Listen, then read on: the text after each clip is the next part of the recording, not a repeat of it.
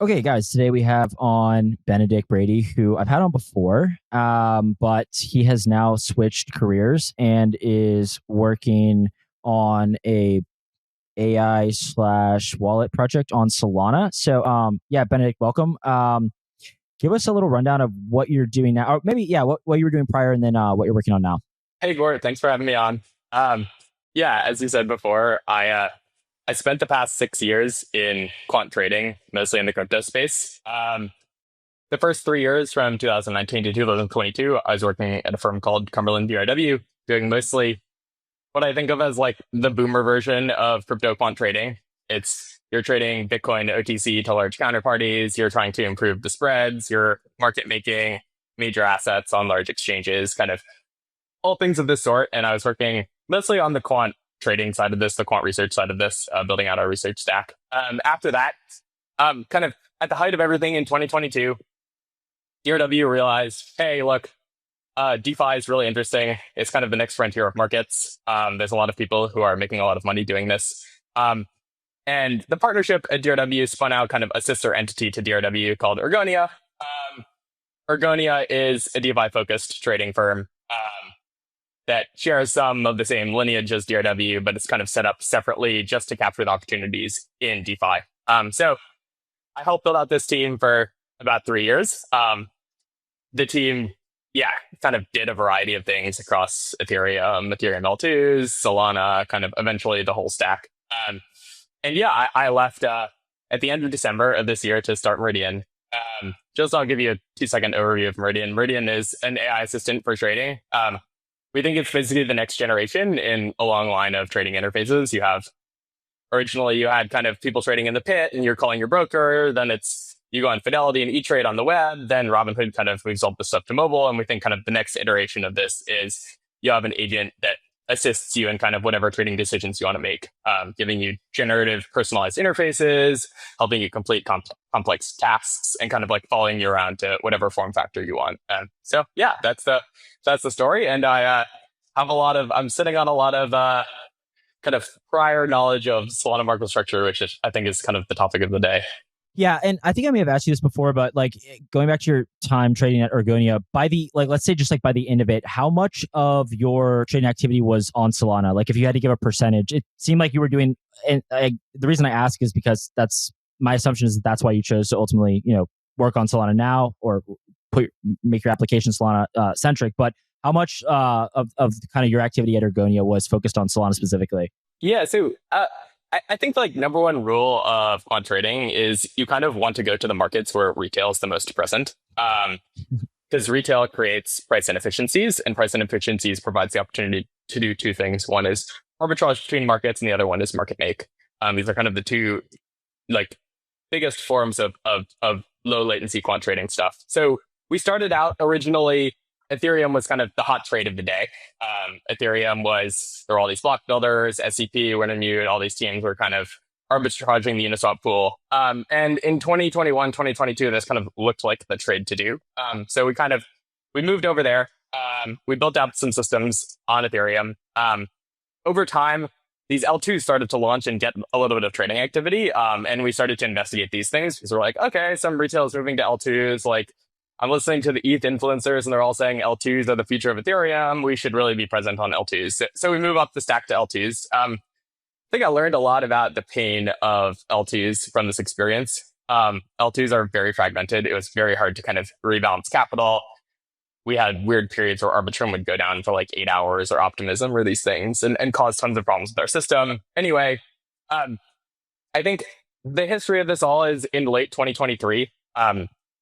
Solana became a huge retail focus for trading. And I was already pretty familiar with Solana. And so Ergonia kind of migrated over to Solana in a big way.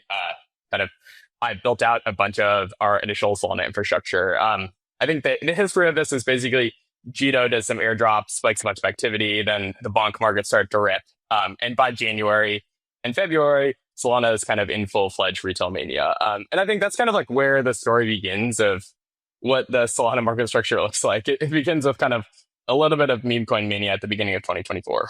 Yeah. Okay, perfect. That's the good segue. And also, I probably should have mentioned this prior, but we wanted to talk about maybe from when you started and Solana and to where it is now, and like discuss these new dark pools, AMMs. But maybe there's kind of you can go anywhere you want with this question, but like from maybe when you started trading on Solana to now, like how has this market evolved? Like what do you find most fascinating maybe about like the direction of this? And that can kind of lead us into what we're seeing now. And I can start probing about some of these things that I don't understand so well, but hopefully you do. Yeah, let me give the kind of like long overview of Solana market structure, and you can just interrupt me at whatever point you want. So I think I'm a huge proponent of this kind of new dark AMM concept on chain. And I think like the best way to understand it is to understand why the previous models of trading on chain kind of largely got outcompeted. So the original form of on-chain spot trading looked a lot like basically you have AMMs, then you have people arbitraging the AMMs versus the correct fair prices that were shown on Binance and Coinbase and these other exchanges. And there wasn't really this concept of market makers. There were these passive liquidity providers, and they would kind of get arbitraged all the time. Solana was really the first market where there's an opportunity to do real active liquidity providing. This all started with Serum, and then kind of Serum's successor, Phoenix, and also OpenBook to some extent. So basically, when we start trading on Solana at the end of 2023, there are a few different markets. One is Orca and Meridian, which are kind of the AMMs that provide passive liquidity. And then the other one is Phoenix. Phoenix is kind of the natural choice for a market maker because you can show much larger sized, much tighter for traders. And really at that period of time, there was just a massive amount of mania around trading on Solana. So people would come in and buy like $2 million clips of WIF. And if you buy that on Orca, like there's just absolutely no way that an AMM of this style can provide a reasonably tight quote. So it would rip the price like 10% to buy that much size. Whereas what you really want is like somebody to come in and provide that for 1%, 2% to make these markets efficient. So what we started doing is going to these kind of more major, highly traded assets, and we'd provide just like much tighter, deeper liquidity than the AMMs. And as a result, the Jupyter router would kind of route a lot of flow to Phoenix as opposed to Orca and Meridian. And we're just like mostly out competing these things on larger sizes of trades. Kind of what ends up happening here is there's kind of two interesting market structure issues that occur. One is the Solana network starts to become very, very congested around March. So from March to May of 2024, it became like nearly impossible to land transactions. So I remember at one period in May, we were sending about 1,000 unique transactions to the Solana blockchain a second, and we're landing somewhere between 2 and 3 on chain. And I was every day in the chat with all the RPC providers saying like, can we try this? Can we try that? We were trying like everything we possibly could, but we're basically just like desperate to provide tight liquidity for retail traders. But still kind of like our orders were falling out of the book all the time. It's actually like worth it to go through this extreme pain to market make if there's enough retail activity to kind of subsidize the demand for this type of stuff. So you can imagine like, say you make like 100K in trading a day, you're paying like 10K, 20K to land on chain. And then maybe you're getting picked off by competitors like Wintermute for 10K, 20K of like negative edge a day because your quotes are public and Wintermute understands how Phoenix works and they're able to kind of like sweep you. And so during this period, everyone kind of who's present on chain, which is really a very small number of people who are super sophisticated doing this stuff on chain, maybe like 3 to 5 very good entities, starts thinking like, okay, what do we really need to do to provide high quality liquidity and to actually like capture the edge of these markets? The first thing you think is, look, it's costing me 200,000, 300,000 compute units, which is kind of like the gas equivalent on Solana, to update my quotes. And this is just like charging me an exorbitant amount of gas. It also makes these transactions look much harder to schedule. So what I really want is like a cheaper way to update my quotes. And the second thing you want is, frankly, you just like want it to be harder for people to pick you off. So if you publish the source code to your exchange, then anyone can just integrate it and sweep your quotes. So as Solana gets fixed over the summer, everyone starts to like think in the back of their head, like, okay, where's this market structure going? Like, can we really provide tight enough liquidity on these clobs to like really win in the limit? And as the retail mania dies down, it starts to become like more and more you're getting picked off by super sharp arbitrageurs, and less like retail is like paying a bunch to trade against you. As a market maker, you want to maximize the ratio of kind of retail flow to toxic flow, because you want to like segment your order flow as well as possible, so that you're able to provide the tightest possible spreads. So I think all this stuff brings us to the fall of 2024, when kind of this new dark AMM phenomenon emerges. So actually, the funny part about the dark prop AMM, whatever you want to call it, is there was always this exchange called Lifinity sitting around in the background. It's been around since 2021. We used to joke Lifinity was like an on-chain hedge fund that had access to the Jupyter router. They had kind of like one guy was running it, pricing it. He had connected to the Jupyter matching engine. Nobody really knew how to take against the Lifinity exchange. And they were kind of like always really steadily making some money. And I think it's probably fair to say at some point at the end of the summer, a lot of the best teams looked around and said like, hey, that model looks a little bit better than the model that I have. Like, what can we take from this and kind of make it much better? And this is kind of, I think, where SolFi, ZeroFi, and Obrick, the kind of like original triumvirate of dark AMMs come from. The idea is essentially, instead of publishing the source code, you just give it to Jupyter. You ask Jupyter to integrate against your exchange. You tell Jupyter, hey, look, because this is not open source, I can actually provide much tighter liquidity. I also have this new model where I essentially am going to like provide very, very cheap Oracle updates to this so that my price is always very tight and very close to like what the actual fair value is. And we're going to just try to make it like as hard as possible for the like Wintermute and toxic takers of the world to take against me. And this is actually like net good for retail. So like it's net good because when you segmented out the toxic flow, you can provide tighter prices. And so this brings us to the fall. Kind of SolFi starts to take dominant market share on Solana.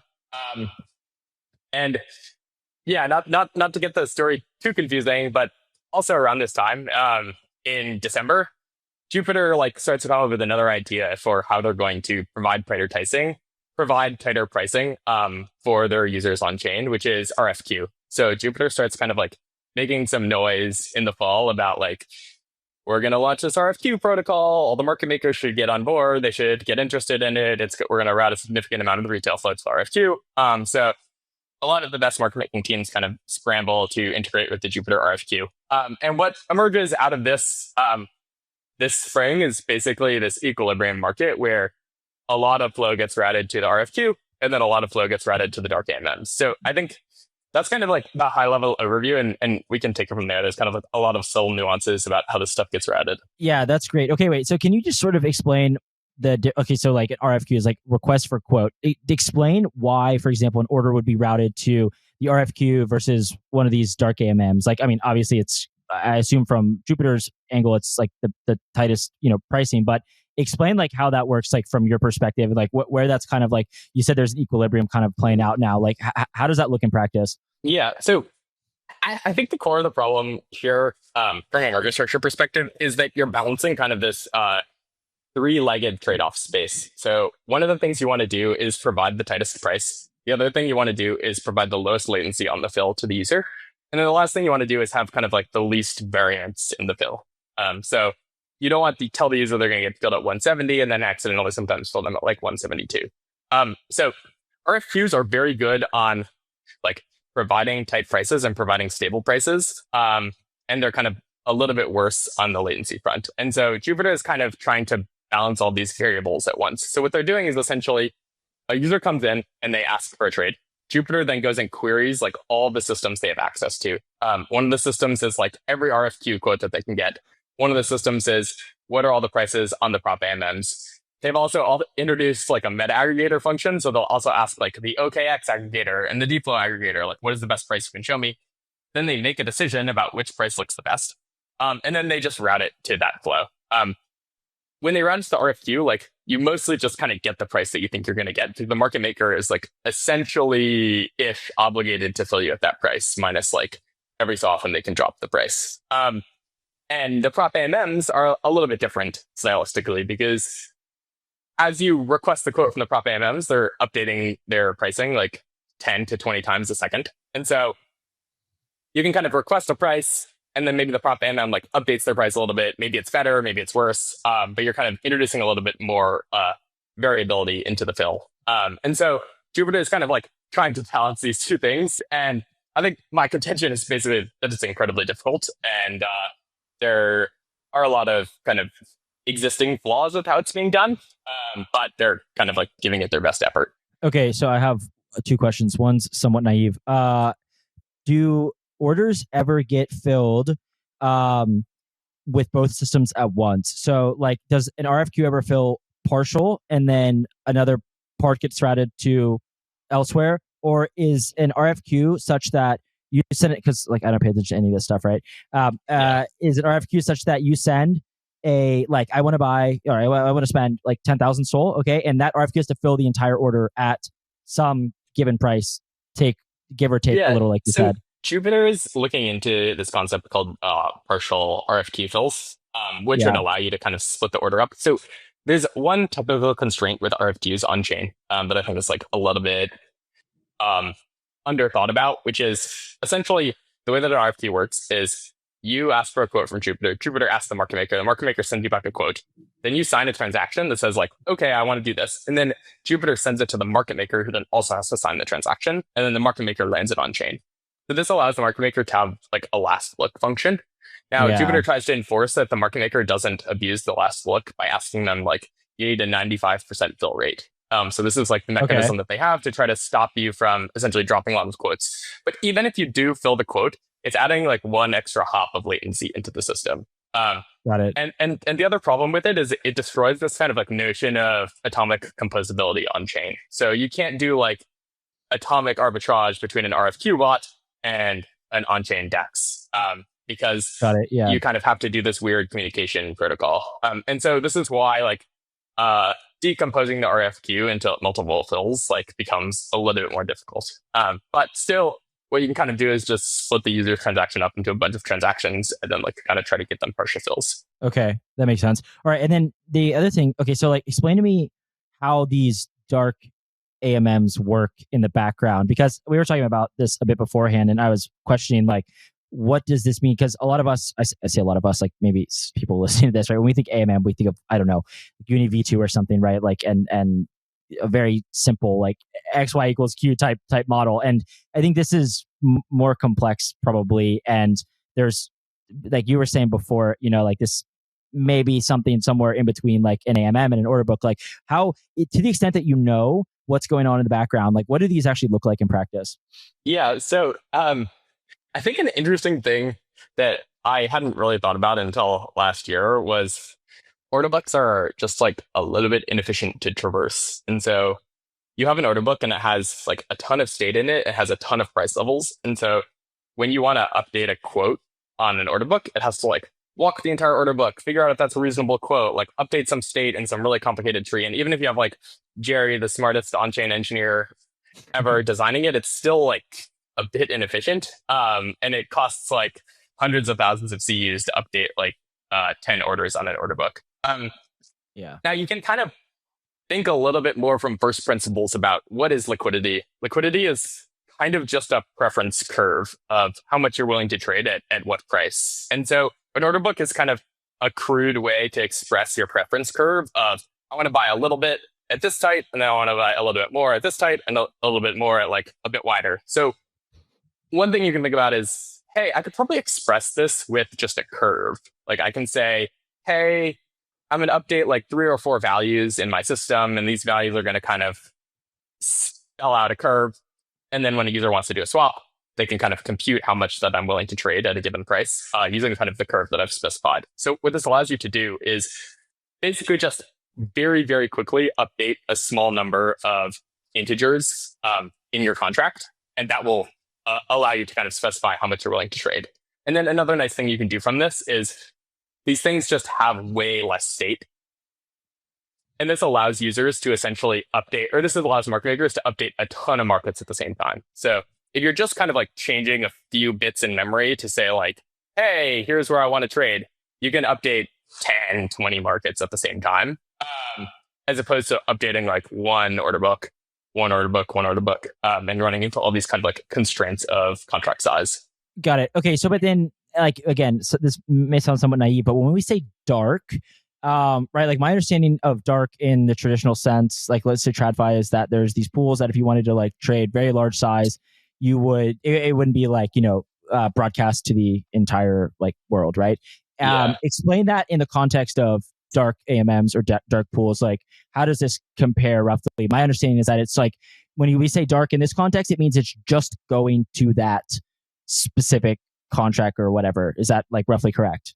Yeah, I think the reason that the dark nomenclature took off, which the nomenclature around this stuff is a little bit screwed up. But the reason And it took also off is we're like winging it on the spot. Like we're like, we're definitely making this up as we go. So that could be partial. we had some people reason. in the Solana world are trying to call them prop AMMs because I think it's like a little bit more professional. Yeah. I think dark AMM sounds cooler, but whatever. Dark AMMs, the reason that they're dark is because they're not exposing how the swap logic works to anybody outside of the AMM or outside of the router. And so the reason that this is beneficial, and also the reason why this is like a little bit like dark foresty, is because it's very hard to interact with these contracts if you don't go through the router. Okay. So if you want to just like directly call Humidify or Solidify, you don't actually know the contract interface. So you don't know, you can kind of try to guess it by looking at the transactions, but it's very hard to like interact naively with the contracts. And this is obviously on purpose. Like they don't want you to basically be a really sophisticated quant trader person and come in like directly integrate with the contract and then just like sweep it all the time. And there's like GitHub repos of people trying to reverse engineer them and like all this nonsense. But basically they're hard to understand. And then they also can just be upgraded probably. So like, unilaterally. Bargainer can just kind of change it. So if you think you're taking it this way and then they just change it, like you're screwed basically. So they make it dark on purpose. And the other thing it allows them to do is like, it's much harder to trade against something that you don't understand. So it just makes everyone's life a lot harder. So what it's developed is like this cottage industry of people trying to essentially sweep these dark AMMs through the routers. And it looks kind of like this cat and mouse game where you're a Wintermute and you dress up as a retail trader and you go and you try to pretend like you're a Jupyter transaction, and Jupyter has like an API. So this is kind of not that hard. And you send an order and like, then the person is the market maker is like, wait, what the fuck? Wintermute's trading against me. Like, what can I do to make it harder for them? And like, there's kind of just like this perpetual cat and mouse game. It's like super unclear to me where the stable equilibrium is of this. But essentially like the takers are trying to pretend like the retail, and then the market makers are trying to like essentially discriminate against like non-retail trades as much as they possibly can.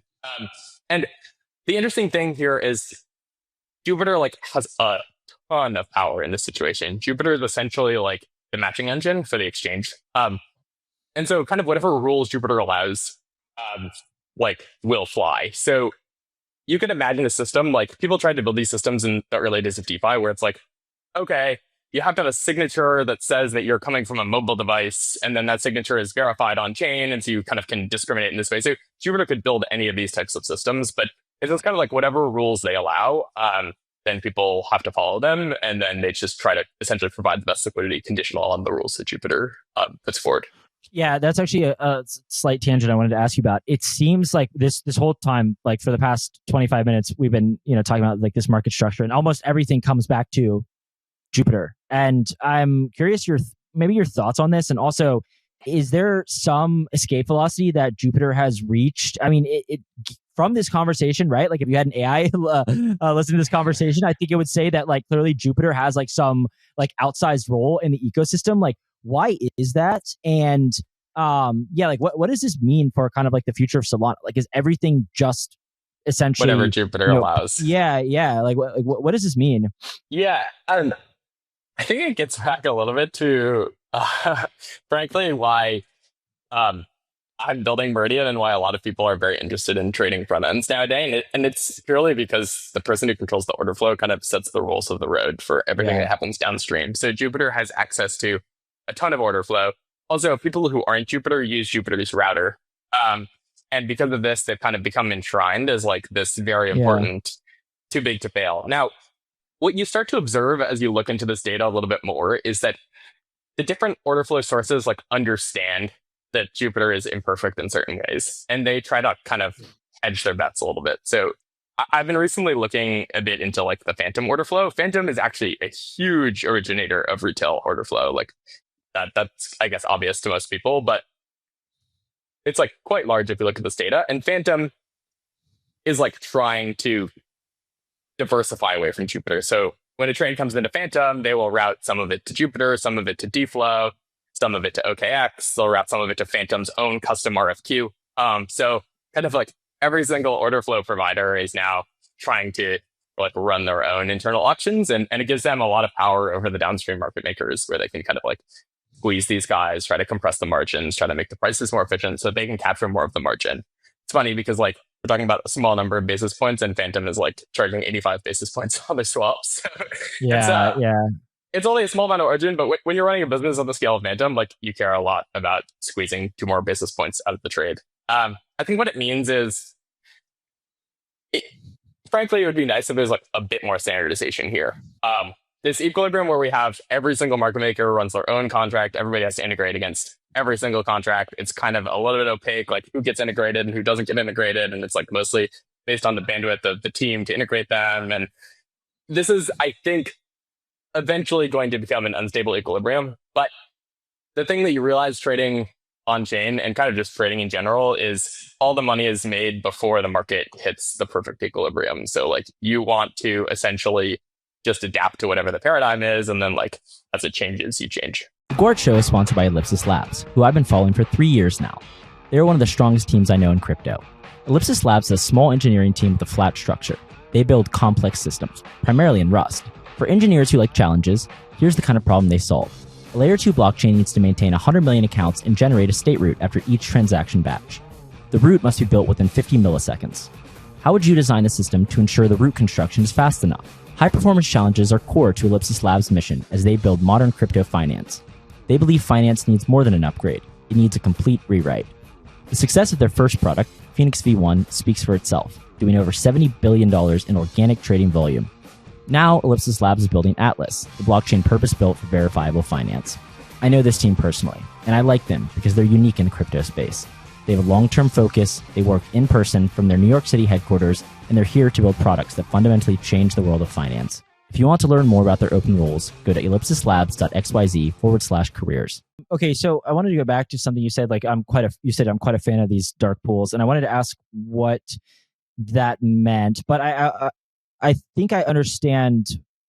Well, I think I understand the impetus for that statement. And I heard Max talking about this recently when he was saying, you know, I think this is in the same vein, which is that this is sort of the first time that, I don't know first time, but maybe he said first time, that we've been able to kind of embed trading logic into a smart contract. And like, I that was somewhat lost upon me what that meant, but I guess the essence is, and then I saw you also tweet something along the lines of like, this is only possible really within like a permissionless kind of open system. So like what is the, like what's the real unlock here, right? Like, so now that we have kind of a general understanding of how these things work and like what's going on, like what do you view as the big unlock, and like maybe why are you specifically like a big fan? Is it just because it provides much better execution probably? Yeah. So when you're trading in traditional finance, you can imagine an exchange like the CME, and the CME builds a matching engine, they build an order book, and it's there for 20 years. And it's just like, these are the rules. You place orders at these levels. These are the order types you have access to. If you're like the biggest trader on the CME, you can ask them to change one of the order types, maybe. But in general, they're kind of like this immovable object. What this unlocks is for the first time, you can kind of essentially just do things that are crazier than order books. You can provide liquidity in like wackier looking curves. You can kind of try to embed some interesting like logic about how the swaps work. You can, so I'll take a step back. So one thing that people early in DeFi tried to do is they tried to make order books like a little bit more programmable. So the idea was basically, what if after you traded against a price level in an order book, you could add some like callback function on chain, where imagine an order where you're like buying at 170, but then after you buy it, like flips it to like a sell at 168 atomically. And so you kind of like have this weird like conditional programmability on top of the order book. And there were actually a bunch of companies that got funded, like trying to basically build slightly more programmable order books. And I think the rising dark AMMs is saying like, that's a little too cute. Kind of what you want to do is just like let the market maker write whatever liquidity curve they want to write. And then just like we'll integrate against that liquidity curve. And just give them like as many degrees of freedom as you want, because the degrees of freedom allow them to kind of quote more tightly. Yeah. Okay. That makes sense. All right. I feel like we have a very good understanding. Well, at least I feel to the extent that I could, I have a decent understanding of what's going on. What are the kind of like most interesting observations you've had maybe now spending a few months like looking at this stuff? Does anything stand out where you're like, wow, this is like quite fascinating and I need to share this on Gwart's podcast? What alpha can I drop on Gwart's podcast? Yeah. I mean, I think the conversation that I'm interested in that's going on a little bit in the background in the Solana Cabal world is like, can we make these? So one really nice property of order books is everybody puts their liquidity into one contract, and then you only interact with one contract, and you kind of have these guarantees as you trade on chain that like there's what you call like price priority. And so if somebody has an order that's better than the other person's order at the time the transaction lands, it will trade against that order. There's like much less guarantees when you're interacting with 20 disparate contracts that you're actually going to get like the very best fill. And so there's this interesting question of, can we take the best of both of these approaches? Can we make really easy to update, really cheap, like sub 1,000 KCUs liquidity curves to update, but then can we kind of aggregate them all into one contract, allowing the traders to have like enough flexibility to do kind of whatever type of order flow discrimination that they want to do, and also allow for this property where you kind of just, you show up, and if you want to integrate, you integrate like the super dark AMM contract. The super dark AMM contract is tradable and has like a bunch of kind of pricing guarantees. Now, maybe the traders don't love this idea because a lot of the alpha of this stuff obviously comes before everything gets super standardized. But I think like as an aggregator, this is like a very interesting direction to try to ask people to move in, because it's just like much more standardized. You see one of our friends talk about how there are 1 BIP spreads on big pairs on Solana, and but not just our friend. There's a lot of people basically claiming that there's tighter spreads on Solana and multiple pairs perhaps on Solana than on centralized exchanges. From what you've done in terms of research, like, would you back up this claim, or would you kind of qualify it with many different would you add a lot of qualifications? I would say into the this? build quality is like still a bit too variable. Yeah. And I think actually it's not clear to me how much of this is router problems versus liquidity problems. Like the liquidity on chain appears to be quite good, but the router can. So you can imagine a problem with a model like how the routers work now. So say Tessera is quoting really, really, really tight for like $100,000 of SOL. And 5 users for some reason show up and they want to sell $100,000 of SOL. So they all show up, they all request a quote, and Jupyter says, all of you guys are going to Tessera. So the first guy gets a great fill. The second guy gets a worse fill because all the liquid is gone. The third guy gets like a way worse fill. And then by the 5th guy, he's like getting a horrible fill because they all got routed to the same DEX, and the DEX probably didn't have enough time to like update in between all 5 of these orders coming through. So like in the limit, this like routing algorithm leads to some weird effects where you can see kind of just like some spiky fills. I think the other, there's like a lot of interesting embedded PvP stuff going on here. So like there's kind of a contingent that likes the RFQ system and a contingent that likes the Dark AMM system. And they're both kind of like arguing that the RFQ gets better fills, or like the Dark AMM gets better fills. I've started to poke around this a little bit more. It's like, it's not totally clear to me which one is better yet. I think you should expect on Solana, if you're trading under $1 million, to get like in the range of 5 basis points or less on your fill, kind of whether you're going to the RFQ or the Dark AMM in general. Obviously with this like kind of embedded volatility, I would still say It hasn't like fully surpassed Binance or any of these things. Yeah, but what is the it's like what is getting the better. comparable on Binance? Just because I don't trade on Binance, like what would you Yeah. expect to Binance get? is maybe like 2 to 3 basis points, maybe 2 basis points. It's a very tight market. And then there's also this like, not to get too down in the weeds of this stuff, but there is like we like to talk about like where the equilibrium nets out here. There's a bunch of guys who just started doing dark AMMs and they're all trying to quote really tight. And like over time, the takers are going to get smarter and the spreads are going to widen out. So they're kind of like, it's out of like a locally like very, very tight spot. I think probably slowly like the toxic side of the world gets like a little bit better. Or you imagine like this is the thing that Max frets about a lot, but like what if the validator starts to decide like we're going to censor Oracle AMM, Dark AMM updates, and then we're going to sweep the Dark AMMs. It's like trading on chain is just the infinite, like the ultimate PvP game where you figure out some edge to get your quotes really tight, and then somebody figures out some weird gap in your system, and they like have some validator monopoly or something, and they sweep you. Yeah, you were making a. I saw you tweet that like you trade on chain long enough and you realize like Wintermute's everywhere. Is Wintermute like one of the biggest actor on Solana, and like to the extent that you can name others, like who are the big market makers on Solana, like from at least Yeah, I mean, research? Ergonia is still very present. Wintermute was traditionally very large in the taking space. They were kind of like the huge headache.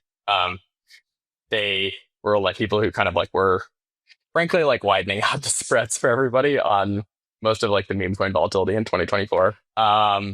There's a firm called Wincent that's in Asia that's gotten quite large on Solana. There are kind of a few more like Solana native teams that everybody knows about that are like probably trading. There's obviously the Ellipsis team that's pretty good.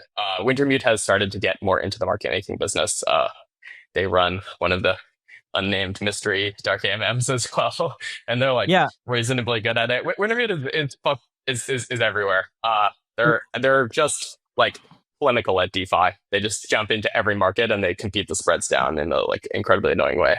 Why is there this like, oh, we can't name names? And I'm not asking you to name names. I'm more asking why can't we name names? Like, why is there this opacity? Why is there this hush hush around these dark AMMs? Who's behind it? Like who's making, who's taking, like all of these things. It's so bizarre, right? You saw the same thing for a while in Ethereum, for what it's worth, with Beaver and Wintermute and like SCP and all these guys and like who's Jared from Subway, like all these same, right? We all had these same like things. It's running the same like playbook, I would say, but it's weird. It's like, why don't you just say it? It's like all this like little back and forth on Twitter. It's like, what are you guys doing? Just like, either stay out of it altogether or just say it. There's like this weird, in between where I don't know. It's like quite bizarre, right? Like, I think it is true.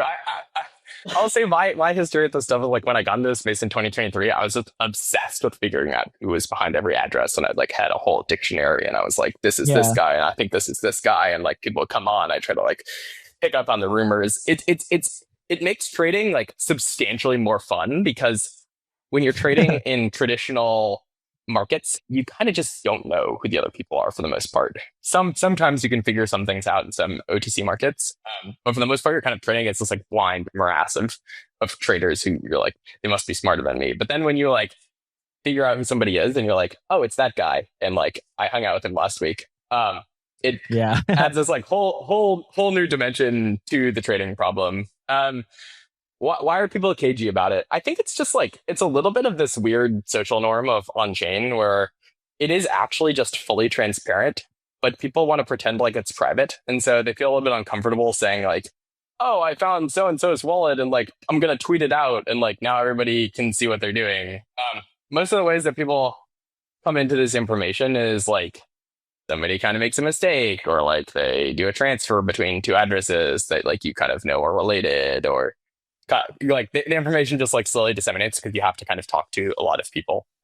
But yeah, why is it that people don't want to talk about it? I think it's mostly just nobody wants to piss anyone off in a huge way. And like you can, if you're like, I'm this guy, and then everyone's like, oh, I'm smarter than you, I'm going to figure out how to take your contract. Like I'm going to figure out how to like pick you off. Like it is just really at the end of the day, it's positive some in the sense that retail is getting slightly better spreads, but it's very like zero sum in the sense that somebody is making money and somebody is losing money. Yeah. Related, what is the kind of state from, at least again, your research observations as of late? Like, what's the state of MEV? Like, I don't know, is there a lot of sandwiching still going on? Is like, how much has that improved or worsened, or where is it like shifted to? What are you seeing there? Yeah. I used to say in 2023, when we were hiring for Ergonia originally, I was like, there was the first stage of Mev, which was all of these kind of scrappy little MIT kids who figured out how to write a cool Solidity contract, and they were running atomic arbitrage, and they'd look deeply into some weird contract on Avalanche, and they'd figure out, oh, it can be like arbitrage in this fancy way, and it was really kind of like this backyard operation, and there was a really actually very small number of super professional teams, and as with everything trading, it turns out that like knowing how to trade is more important than knowing the exact minutia of everything on chain. Just knowing how to like price things well and knowing how kind of markets work is a lot of alpha. And so over time, you see kind of these trading firms that are real trading firms start to just like eat up more and more of the profit. And I think we're kind of on this like long arc of basically Citadel and Jump and Jane Street and all these people just kind of like coming in and making most of the money here. They just like know how to think about these problems like in a much more sophisticated way than everyone else. And that was like originally the thesis of Ergonia, which was, hey, let's get some DeFi ninjas in the same room as a bunch of people who kind of just traditionally did quant trading. And I think this is also just like the massive edge of Wintermute in this space. In terms of sandwiching, I think the market that I'm not super involved with, but that I think is probably one of the more interesting ones, is this kind of like meme coin sniping space. So there's a lot of strange, the users in this space have like incredibly strange requirements for their trading. Like I met a kid who I met Gwart, and Gwart's not a 19-year-old Axiom trader. And he's probably doing a few $1 million on Axiom a day. He's sniping 30K market cap meme coins and trying to catch them as runners to 600K or something. He trades 16 hours a day. He's profitable. And he had no idea that Axiom had a fee on their trades. And the reason that he likes Axiom is because Axiom has a thing called turbo mode. And turbo mode is basically Axiom will way, way, way overcharge you on the transaction fee. And then they'll just capture it themselves. And then they'll use whatever transaction fee they need to land you on chain really quickly. And it'll just like keep the rest. And so there's kind of this like new form of profit that these Axiom and other trading bot style things are doing, which is one, overcharging the trader for the fee. The second one is the traders care way more about speed than they care about anything else. And so they'll just let you get sandwiched if it gets you on chain faster. They'll kind of go to like whatever length it takes, and they care almost zero about execution quality. And so this is kind of, I think, probably actually where most of the money is being made, and not Dark AMMs. But it's just like much speedier.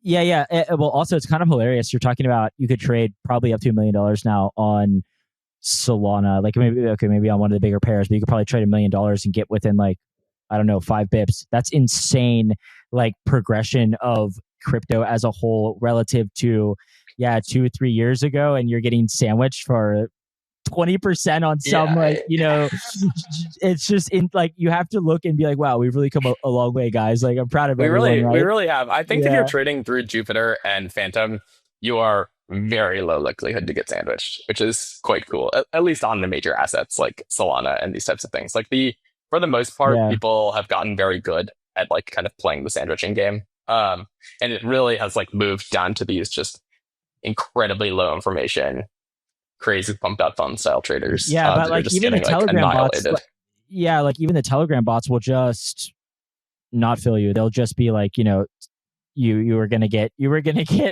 wrecked too hard. We decided against it, and a lot of times I'm like, hang on, I don't mind like taking a 25% I don't mind haircut. getting Like, wrecked. I got a runner. Dude, this is gonna this is a runner. Dude, Why would you 1000x? Like exactly?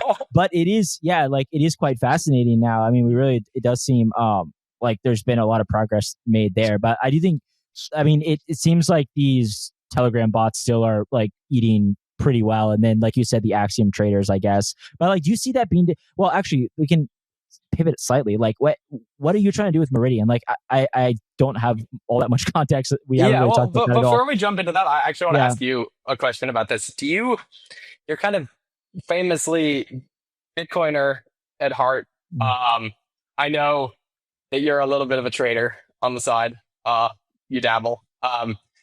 Is your heart in the like DeFi thing? Are you, oh, this is the cool development, like this is kind of the future where everything is going? Or are you just like, DeFi is kind of this fun offshoot of crypto, but I don't assign any like moral weight to it? I think maybe my opinions have changed a little bit. Well, I need to give some context. Like, I think a lot of where I came from initially was, and also why I kind of got, I don't want to say nerd sniped, but semi-nerd sniped by MEV for like 6 months, is because I was genuinely interested in like, okay, is there a way to trade in a decentralized way? Like, can you put all these, like, making this very reductive, like, can you put a bunch of nodes, computers around the world, and can you trade in a better way than traditional finance? And like, my thought was no. And so that's often why I was trolling, like, why does it need to be, like, why are we trading on a blockchain? Like, why does something need to be on a blockchain, right? Like, this is uniquely designed to be one of the most inefficient systems, right? Like no, seriously, like, I think this is lost upon, like, especially one of the, like, the new age, right? Like, these are purposefully built to be one thing, really, which is censorship resistant, like in theory, right? And like everything else is just a cumbersome, annoying database to deal with. And so my assumption was always like, this is never going to end up on a blockchain. And then over time, I don't know that I've necessarily changed that opinion as much as I've decided, like, you know, that what's that quote? It's like, the purpose of a system is what it does.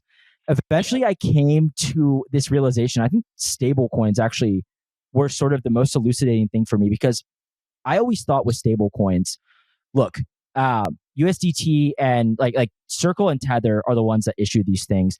There are so many better ways from like database management perspective to just issue people these things and not require this distributed nodes around the world. Like, you can do this in a much simpler way, and you can actually do it in a more private way. Like, there's the eCash, for example. Like, you can just mint people tokens, and they can already censor you on a blockchain. Why aren't they just the issuers? But then stablecoins sort of continue to gain traction. And I came to the realization, it's like, well, why are stablecoins on the blockchain? It's like, well, that's where we put them. Like, there's no better explanation. And it's like, if this is how it's going to be, then this is how it's going to be. And I think that the benefits to taking stablecoins and doing them off a blockchain now are not strong enough to, I think there's reason now for them to be on blockchains. And that was a bit of a like long, inarticulate way to say that there are, like, I've come to terms with, okay, this is where people are trading. So like, that's where we should put the assets. And I kind of have come to agree. And I think you said this the other day. It's actually going to be one of my questions. So it's kind of a good like segue. Like, you made this point about composability. And I think I'm more and more in agreement about that. I can't put my finger on exactly what it means, but I do think that like a composable ledger where you can have all of these different assets and you can like borrow against your Apple shares on something, and you can go and pay for something over here. There is value in that. Like, the blockchain aspect, okay, I'm still up in the air about, but the permissionless open ledger is cool. Yeah. And but like, also then, did you, this is kind of, like I said, this is a good segue into this question. Like, did you kind of conclude that the best chance at doing this was Solana versus Ethereum and the other chains you worked on? Yeah. I guess a little bit of kind of why I've started Meridian this way is essentially, I think the first most important problem is like where are the best assets issued and where is kind of the most retail activity. So there just really is not that much interesting stuff happening on chain on Ethereum or the L2s. In my opinion, like it's just does not have like, is not captured the zeitgeist, and it also has like a lot of kind of performance trade-offs. I think in the broadness of time, the goal with Meridian is to allow people to kind of access whatever part of a financial system that they want. So I actually think this is kind of the coolest part of AI systems, is they abstract over a lot of the embedded complexity of the system. So like a perfect application of Meridian in the future would be essentially, you want to buy something on a different chain, you tell the chat like, hey, I want to buy this asset on Base, and it just, the agent just reasons about like, how do I get assets from Solana to Base and then like buy this thing. So I think weirdly, an incredibly like elegant and sophisticated interface performs better when the actual underlying system is crazier and worse and more fragmented, because you're offering more value to the user. My insight early on about this topic with respect to Solana was, it's kind of weird how when you want to trade, you go to like the Jupyter front end, and then if you want to borrow and lend, you go to the Camino front end, and then if you want to do something else, you go to another front end. If you want to bridge, you go here. And it's like, people have kind of tried to build super apps, but the problem is like nailing the UX for it is a little bit tricky. Whereas if you just kind of expose a lot of functionality as, oh, this is just like a tool that your like AI assistant can use, it feels like, I think, a lot more natural to essentially just go to a one-stop shop for everything that you want. And over time, like I want this to be a one-stop shop where you can trade assets on Solana, you can trade stocks, you can trade whatever you want on Hyperliquid. Like we kind of like slowly want to eat all of these like different verticals. And yeah, Solana has a lot of really nice properties that I like. One is I really know how to build on it, and the other one is it has a lot of retail users. And both those things are like a great place to start. Hey, Will here with Blockspace Media. Did you know that we have individual feeds for all our shows? If you're watching the Mining Pod, Bitcoin Season 2, or the Gwart Show, be sure to check out the individual feeds. You can find them on your podcast player of choice, whether that be Spotify, Apple, YouTube, etc. Just type in Blockspace Media and you'll find all our shows pop up, or just type in the individual show name like the Mining Pod or Bitcoin Season 2. Be sure to hit that subscribe and give us a 5-star rating so we can continue to bring you the best content in Bitcoin. What do you think about some of the proposed, I don't know, changes? Like I want to ask specifically about, I don't know what it's called now because I think everybody has a different name for it, but like application specific sequencing, application controlled execution. Like, I don't know if they're all the same thing or not, but like roughly my understanding is, okay, the app gets to decide the ordering. Like if we all agree that there's some like obvious clear value in the ordering and the execution, right? This has been Solana's sort of, I would say, like one of their, arguments all along. What do you think about some of the proposals for Solana? And also, does that detract at all from the notion that Solana in aggregate should be the big execution engine, right? And now it's sort of, I think there's some these weird threads and I'm really not sold on this. I think it's basically a misread of why Hyperliquid is successful to say like Hyperliquid has application specific sequencing. It's like Hyperliquid is still a very good product built by a very good team. And the like cancel priority thing is like slightly overblown in the grand scheme of like, why did Hyperliquid succeed in the limit? I think basically a lot of that application specific sequencing has come because Solana is just very interested in having a successful perp DEX. And the second that you dig into how do you build a perp DEX on Solana, I looked at basically all of the perp DEXs on Solana last year. It's really quite difficult. You just have to deal with like so much more complicated state. You have to get these oracles to land fast. You have to get the liquidator to land fast. You have to, like the market makers have like way more accounts that they have to touch. You have to track like people's margin and all of these really complicated things. And the Solana team has felt that like the way to push this forward is application specific sequencing.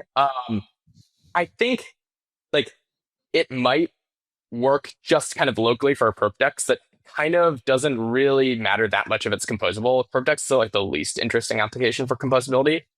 But I think in general, application-specific sequencing breaks just generic composability, because you can imagine an issue where like you want to trade between the Jupyter router and the dflow router, and you want to do an arbitrage, and the dflow router says like this transaction should go at the top of the block, and the Jupyter router says this transaction should go at the bottom of the block, and it's like, okay, it's just impossible to reconcile. Like you need to essentially build this hierarchy of programs, and so what you end up doing is just kind of like separating out all the state. And this is like maybe okay for one really narrow application that's like essentially functions as an L2 that's on chain. But it kind of like doesn't work in the fullness of we want to have this just like one giant massive state machine.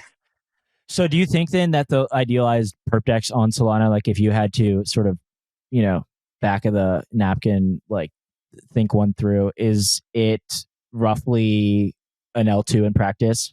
Yeah, I've kind of come around to this thing that like it probably looks like a half L1 L2. There are a few transactions that you need to land, and they just like have to be very timely, and which means you need to control a bit of your own sequencing. And the second that you control your own sequencing, you're kind of building an L2 in like without calling it an L2. Yeah. So that's kind of where I think it's headed, because I think Solana just like cares a lot about this application. And it's probably for good reason. Like you should be driven by like what users demand. Yeah, but I guess maybe the argument, and I don't even know if this is technically true, but I guess maybe the argument is that is there a way to do this such that you don't incur the same complexity of bridging? Yeah, right? Like, that's the key. I think it's basically like an L2 that settles every block or something. Yeah. Is that like a big, would that be a reasonable, like, let's call it happy medium between the, proper, like essentially entirely separate chain L2 design that Ethereum's gone with, versus, just like Hyperliquid? Yeah, you deposit into some contract. It has the same block explorer, the same wallets work. Once you deposit into the contract, your funds are like a bit isolated from the perspective of sequencing. Like I think this thing is basically like the deposit motion is like very similar to bridging. It's just like a lot. You can kind of just make it a lot cleaner. I think. I think like most of these. I guess this gets me back to like why I think the front end space is interesting. But like most of these are just product problems. They're not really like these. They're kind of deep tech problems, but a lot of it is like, can you abstract over this complexity in a clean way? Yeah, for sure. What else, like in terms of working with Solana, what do you think are some obvious improvements? Like I know like Max is, pedal to the metal on making this multi-proposer and all this stuff. Yeah. The thing that annoys me the most as a user is we just need like more and more and more block space. Like I think Solana should just try to like shrink the block times and increase the block space as much as possible. And I think this gets you like 90% of the way. Solana was like, Anatoly would get on podcasts in 2018 and say, Solana is so great because as compute scales up, like Solana will scale up. And then they set the limit at 48 million CUs and they didn't change it for 6 years as like we went through the most massive global influx of compute like of all time. So you just want to like actually honor what you said initially, which is we just want to make the block space more abundant. And Solana, like you should be able to have $10 like trade on these things, and like it should be sub-cent to land a transaction reliably. Yeah. What do you make of is it called BAM? I think it's an interesting direction. I'm stepped away a little bit from the like deep how does the sequencing stuff work. But I think the Jito guys are essentially just trying to move to like a more decentralized, slightly more programmable system here, and they have like the most incredible like validator base of people that run Jito, and I think they're like very good at kind of serving both the application customer, but then also keeping all the validators on board and excited about the product they're shipping. And this is kind of like the key to owning the sequencing layer is like the validators are kind of your customer, but then also like you want to stay Solana aligned, so you want to do the things that are best for applications, even though applications kind of like don't really pay you very much right now, and like they need to essentially hold on to their market share as strongly as possible while also doing the things that like the Solana higher ups like think are important, and also that like they think are important for the long-term health of the network. And I think they're like the best in the biz at balancing this like relatively complicated trade-off. Yeah. This is maybe more of an ideological question though, and we can kind of wrap up soon. But we were talking about Jupyter earlier and how it's like it seemed like in terms of trading, everything is more or less relying on Jupyter and how they decide like some of their like what seemingly innocuous decisions can make a huge impact on, you know, like who gets the flow and like where's the money made. So Jupyter is an example. Helios, RPCs, Jito. Does it feel that like, do you have any concern? I'm not trying to like make you be a concern troll here, but like, do you have any concern that, you know, with something like Solana, you get a lot of this stuff requires a very high level of sophistication, and a lot of it is very complex. And there's sort of like these runaway, like escape velocity type applications where it does become very hard to compete. And like you as a builder, like just starting up, right? You want some of the flow, like you want your users' transactions to be able to land, like you want to be on good terms with the RPC and the block builder and like the various exchanges. Like, do you see any sort of I don't know, consolidation of power? And like, I don't know, does this like concern you at all? Maybe not for the time being, but like going forward, where it just becomes like this whole idea of like permissionless building becomes increasingly difficult on the grounds that, well, like a lot of these things are functionally enshrined almost, you know? Yeah, it's an interesting question. I will say like my journey of thinking about how do you kind of like build an interesting and differentiated application in Solana world was I started out by saying, hey, look, I understand the market structure really well. One thing that I could provide to users is like just a better router or a more sophisticated execution, like all these types of things. And you kind of slowly start to realize that users don't always think like that. Like you can say I have the best execution, but if they just always go to Jupyter, they're going to just kind of always go to Jupyter. And you need kind of to differentiate on some additional access, which is like we provide you just a much more interesting trading experience that just feels like totally different and way smarter, way more personalized, like way more fluid. I think I'll address the like centralization thing, but I think like the key thing that I've observed kind of working in crypto for a while is that there just aren't as many good product teams in crypto as there are in just like generic, you can hit with a stone in SF, which is where I am right now. Like there's just a lot of people in SF who are very, very, very good at thinking about product. And I think Solana would genuinely be a bit more decentralized, maybe if there were kind of like just a lot more good product teams. The Phantom team kind of came in, they're like traditional product guys, they worked at Twitter and stuff, and they just came in and were like, how do we build a great product? And they built it, and like kind of there aren't. Do you think Phantom's a great product? Do you think Phantom's a great product? You don't have to respond if you don't want to, but I'm curious. I actually think they just really solved a lot of people's problems. Like it is super easy to download. The mobile app is clean. It's kind of simple to navigate around. They obviously are like, they have some problems. But in general, they were like much better than what came before. They kind of just like massively took a step up on product from MetaMask. And you're kind of like, you're benchmarked against like when you broke in. Okay. Like compared to MetaMask, like yes. If you used like Axiom, not to pick on Axiom again, but like you open up this app and I opened it up and there's a search bar at the top that says like search some assets, and I type in USDC. The first 10 USDC options are all scams, and it's like it's USDC. Like why isn't just hard coded somewhere? Like what algorithm were we running to like? It's impossible to tell from the UI which one is a scam, which one's not. It's like Phantom has solved problems like that. For real. Yeah. And also if you ever used like Solet, remember that? Yeah. That was insane. A lot of this stuff is like totally like I like a little story from Ethereum world back when I was trading on Ethereum much more. We would use like the 1inch has better pricing than Uniswap because it incorporates Uniswap. Yeah. However, to swap on 1inch, like ETH to USDC, you have to do like 4 token approvals for some reason. And it's like the UI is super complicated. And like one day I'm having dinner with the Uniswap guys and I'm like, why do you think 1inch like never ate your lunch? And they're just, these guys are just bad at product. Like they just never figured out, they have a great like execution engine, but they just like never really figured out the product side. And so I think it's like, it's things of this nature that I think like are weirdly very important to users.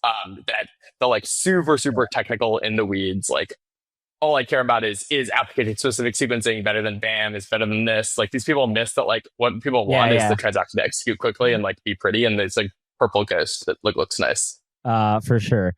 Okay, where is Meridian's not out yet, right? I really should know this, but I don't. Is Meridian an app yet or no? And when will it be an app? Oh, I should say this. By the way, side note, disclosure, I am an investor in your company. I just like totally forgot. That's why I was laughing about. I should have said that at the beginning, but whatever. Yeah, I invested in this, but I don't know exactly what it does. Yeah. So I've shelled it so hard on this podcast. I forgot. When is Meridian an application yet, or when will it be? Yeah, so we Meridian is now a team of 6 in SF. We have built a mobile app that has about 100 users. I think kind of mobile apps are the perfect form factor for normally finance people. They love Robinhood. Everybody uses C-Trade on their phone and these types of things. Mobile apps also are great for a personal assistant vibe, because the form factor of, hey, I have a very limited amount of screen real estate and I kind of just want you to show me the thing that's going to be interesting to me and the simplest thing. And they're very easy to navigate with chat and these types of things. So we're really into the mobile form factor here. We've also kind of separately launched a bunch of kind of public-ish features on the web. In the limit, this will be a web app that has the same login as mobile app. It'll kind of share the same backend brain as your assistant, and it will eventually we'll bring it to voice, so you can kind of talk to it on the phone and ask it to trade for you, and all these types of things. We'll launch it we're going to kind of take the waitlist down in September and launch it more officially. But right now it's just kind of purely in beta testing phase. It's kind of a lot of interesting and novel UX problems related to, one, how do you get the agent to reliably do the correct and well-informed things that you're asking it to do? And the second problem that has been much more interesting and much harder than I thought it would be is if you build kind of the V1 of AI cross-crypto trading apps were kind of like ChatGPT, but they could swap tokens. However, you build this app, what the user sees when they log on is a chat bar and nothing else. And that is incredibly unsatisfying to a trader, because what they want to see is here's some insights, here's your portfolio, here's what happened when you were gone, here's some things you might think are interesting. And so solving this kind of proactivity problem of how do we deliver you delightful and interesting personalized insights, and then you can kind of jump into the agent flow whenever you want. That is kind of the key product problem that we've been working on all summer, and I think we'll have some interesting things to share in September. Okay, nice. I actually wasn't going to go down this route, but now I'm a little bit curious. What is what's the model in the background, and how does this work? Also, wait, just very very naive here. Well, maybe you can explain some, but how do you I type in I want to trade 10,000 USDC for Sol. You were talking about how Axiom, there's 10 fake USDCs. Working with an LLM, right? In the background, how do you know that it's not going to go and swap for one of those 10 fake USDCs? And I mean, that's a naive example, but I'm kind of curious. This is a great question, and this is kind of actually weirdly where all the hard stuff is. So what you want to do when you build an LLM that can do things is you want to give them access to what are called tools, and you want the tools to be very rich and very good, because the quality of the tool that the LM can use is directly proportional to how useful it is.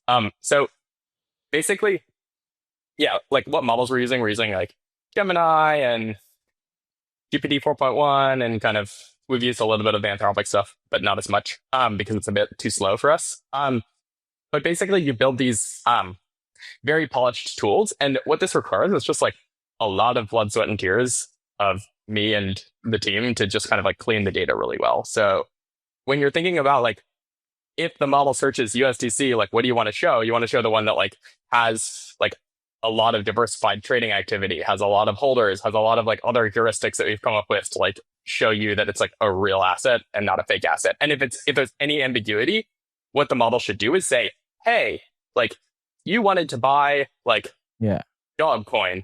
Here are 2 options. Here's a nice way to compare them. Can you just tell me which one you want? Because I'm not totally sure. And or if you say something that's slightly ambiguous, instead of the model saying oh, you said buy 1,000 Sol. Do you want to buy $1,000 of Sol or 1,000 Sol? It should ask a nice clarifying question to say that you can select. So you're balancing this trade-off of the model's tools should be smart enough so that it can genuinely search things and act agentically, but then also it shouldn't just always fire, because that's a little bit too scary for people. Yeah. Okay. I just realized I'll have to have you back on in the future to talk about AI. We've mainly talked about dark AMMs. But okay, well, one last question on the AI vein. What do you think are the legitimate use cases of AI intersection of crypto, AIX crypto, and what are like the obvious right now like scams? I'm not asking you to call out specific companies. I'm asking you like the narratives that are legit versus the narratives that are like, so for example, a trading wallet LLM, okay, seems like, yeah, maybe complicated on the back end, but like it seems straightforward. That could be useful. What do you think is stuff that is useful now? And then what do you think is stuff that's just like, dude, that's not there yet? Like that sounds very, very grifty. Yeah. I mean, the interesting thing that's going on in the AI space, just to take a step back, is actually a lot of the AI companies that are getting built are more B2B. They're basically going into a business and saying like, hey, how can I automate this like accounting function for you? And if you talk to the random 24-year-old Stanford kids that are out here in SF, the thing that they're doing is trying to figure out like, what is a problem in healthcare that can be automated with AI? They're not thinking about like, how do I provide a really interesting consumer use case to people? Yeah.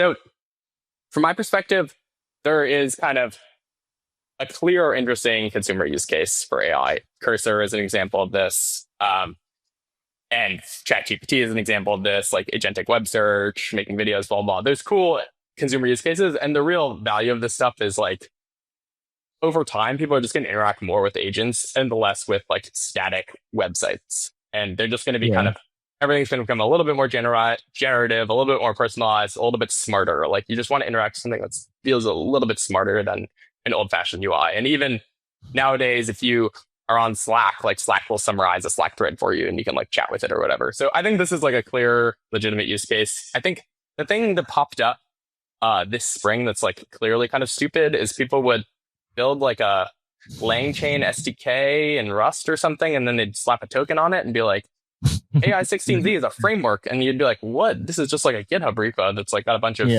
slop in it. And it's like, what is the value of this? Like, it shouldn't be worth $2 billion, obviously. Or like the AI launch pads, like virtuals, like that's clearly, it's just a launch pad. It should be valued as a launch pad, not like an AI launch pad. So these types of things I think are kind of useless. And then I think the stuff that's like perfectly, totally unclear if this is going to be useful, I would lean on the side of it's probably going to get outcompeted, but potentially could be useful is distributed training with token, maybe. So like I'm into like Noose Research, these types of businesses where they're like, oh, we can build this distributed network of GPUs and we can incentivize people, like that could work. I think for the most part, centralized businesses just dominate decentralized businesses in these spaces. And it's like totally on the decentralized business to prove any value here. And the last one that's popping up recently is there's this huge trend in AI, which is these models are like incredibly data hungry. And so there are these firms that basically go out and they source a ton of data for the LLMs. And they make hundreds of millions, billions of dollars of revenue, basically like selling data to AI firms like OpenAI, Anthropic, whatever. So obviously like the people who invented DeepIn thought like, wait a second, this is kind of like DeepIn. What if we just give people tokens and they generate data? Again, centralized systems that can ensure high quality data and go out and proactively source people and stuff seem like they're probably going to outcompete decentralized data collection algorithms, but it's not like obviously cooked. It's just like, I'd probably think that they're going to get outcompeted. That makes sense. All right. Well, I'll have you back on at some point. We can go all into the intersection of crypto and AI. Talk about the $100 million meta offer that you got last week to be an AI researcher. Yeah, exactly. Okay. All right. Well, where can people find you? And also Meridian. Is it Meridian or Meridian Labs? Wait, is Meridian the name of the app or no? Meridian is the name of the company and the name of the app. You can find me at BQ Brady on Twitter. You can find Meridian at meridian.app. So awesome. Please check it out. We'll announce more in September. Thanks, Gwart. All right. Thanks for coming on. Yeah. Thanks for having me.